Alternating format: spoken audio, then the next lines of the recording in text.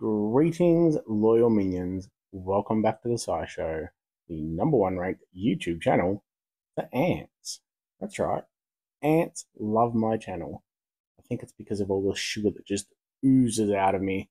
They're just always hanging around waiting for something. If you're an ant, I appreciate you. I don't know what that means. Amund, sorry. I'm thinking of Amund, my beautiful little green man. Amund is a new, what is he? What's he called? He's a Plains Hunter family hero. Monster Island is upon us in the preparation stage, so look forward to that tomorrow. Amund is a fighter. Has some nice pretty flowers and stuff hanging around his little card there. Fighter gives the awesome skill of Revive.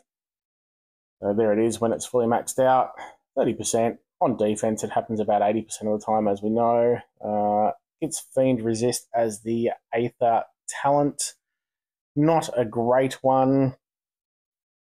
I think we've discussed those enough that we know which ones are good and which ones aren't. The Fiend Resist isn't great.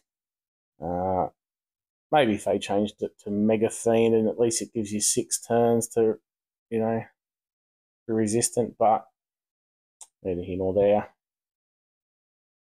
Plains Hunter family bonus is quite weak, I think, to be honest. For 2 heroes, 3, 4, 5, you get 5, 10, 15, 20% attack. Nothing for a single. They do get the bonus during Monster Island, which is a plus 20 of attack, defense, health, 50% less permanent damage taken, and a stack. So when they get the special skill, all enemies get -3 defense. So that's handy for Monster Island. I'll just clarify, this family bonus, I wouldn't mind if all the family bonuses are like that. If all the family bonuses just gave you 5, 10, 15, 20% to one of the stacks for having 2, 3, 4, or 5, I think that would be great. There can be different skills, but I think it promotes using the family members together. Some of the other ones where you only need 1 or 2, and I know there mightn't be as many heroes in the family. That's why I think they need to restrict the families to either 5 or even 10, so you've got 2 sets. That's my opinion. This would be a good standard family bonus, but because of all the other ones are out there, this one is quite weak, in my opinion. Have a passive, special skill damage reduction. So 10% chance to drop the direct damage from special skills to 1. I like that. It's quite good. It seems to go off more than 10%, to be honest. I used to use Hawthorne a lot from this with the same passive, and yeah, it saved his butt many, many times. Other passive is the Hunter's Mark. So damage over time. When they cast this skill, they give a Hunter's Mark, which is 150 damage over 3 turns. Again, I like this because it actually promotes using the family together. If they already have the effect, the duration is refreshed, and the damage will be increased by 150 up to 1,500 damage in total. So if you've only got 1 member of the family in there, the likelihood of getting it twice quick enough to get the damage up is very low. But if you pair 3 or 4 of these heroes together and you're hitting them one after the other, that damage does actually stack up and become quite decent. But you do need multiple heroes. And this is where if the heroes from the families don't have very good synergy, then it's kind of going to waste. Artwork. Got about his artwork. Got a lot of bony horn looking things. That will do it for some people. I'm not sure what is he carrying? Like, he's called the... I don't even know what that is. Anyway. He's been out hunting. Only got a pretty small knife. Probably why he's got so much armor and trying to act so tough. Compensating, although I find his armor is in a strange place there. That shield protecting his most important asset, I would imagine. Yeah, I mean, there's nothing bad about the artwork.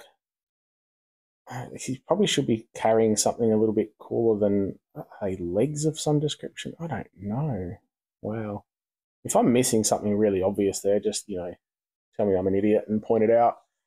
Um, Under the special skill, 1166 power, so that's, in line with what we've had the last few days. That is good.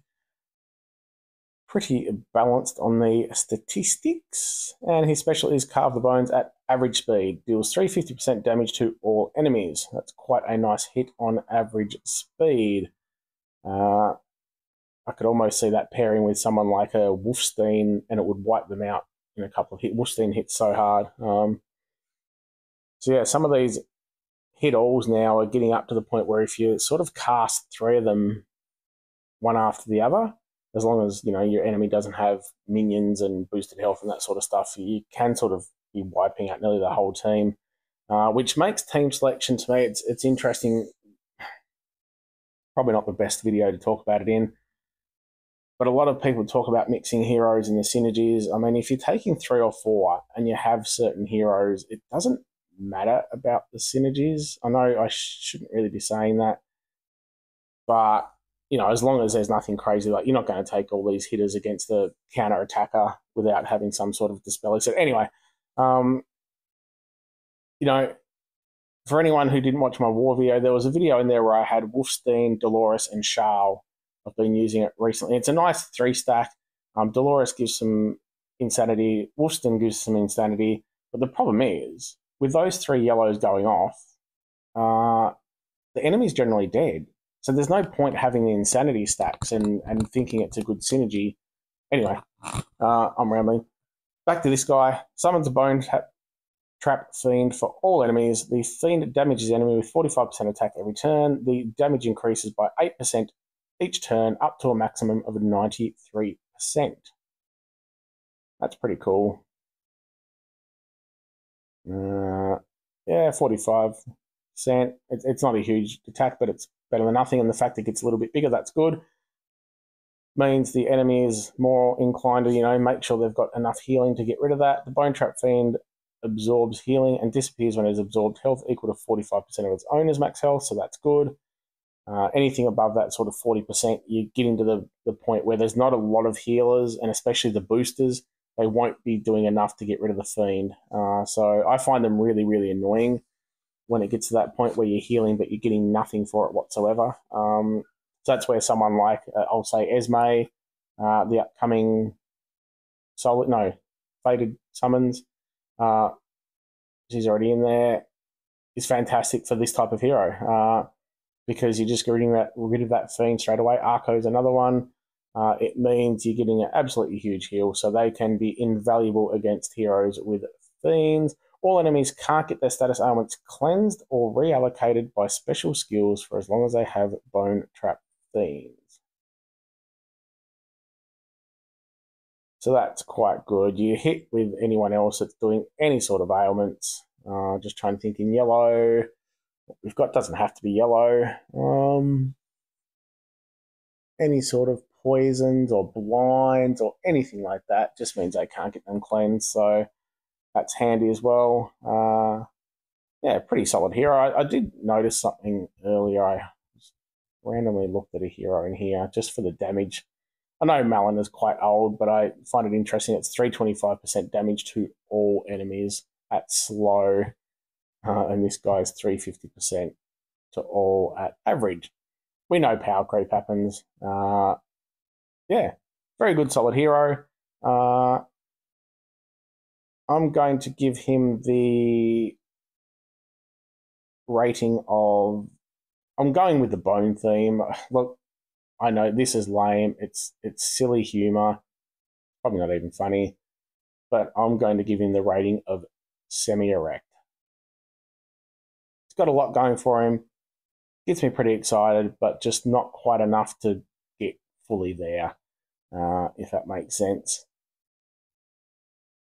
Hopefully, if you're pulling, again, probably wait until Mystia is replaced with a new Hero of the Month, who I haven't actually seen, but if you've already got Mystia, there's no point doing it again. So hold off for a couple of days if you can. Revna is quite good. Actually, I'm going to ruffle a few feathers and say she's better than Hathor, costume Hathor. There's a few people out there that will understand that. We've got a 1% chance of getting the featured event hero. Sigyn is funny. I don't even remember this hero.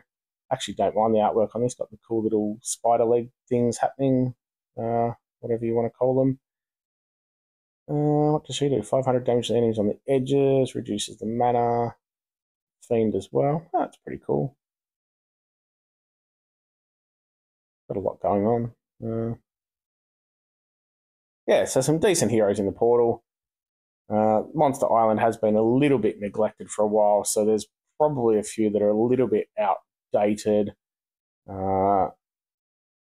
Yeah, that's my review. Best of luck if you're doing pools.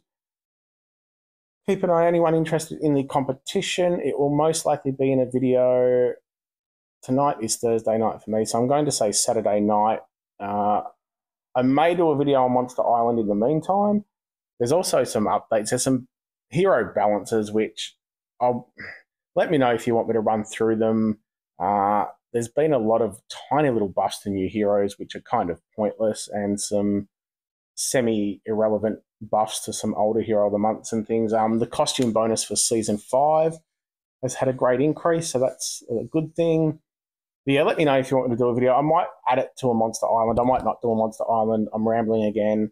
But if not, I'm going to do a video on heroes I've got limit broken and just some discussion around that. So that will most likely be Saturday night for me, Friday for everyone else that's not in the future.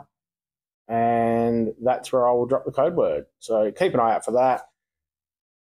Remember, you do need to be subscribed to be eligible, so gently caress that subscribe button, even though Amund is trying to block us with his little, I don't know what that means either. Give your kitty a scritch for me. Have a good one.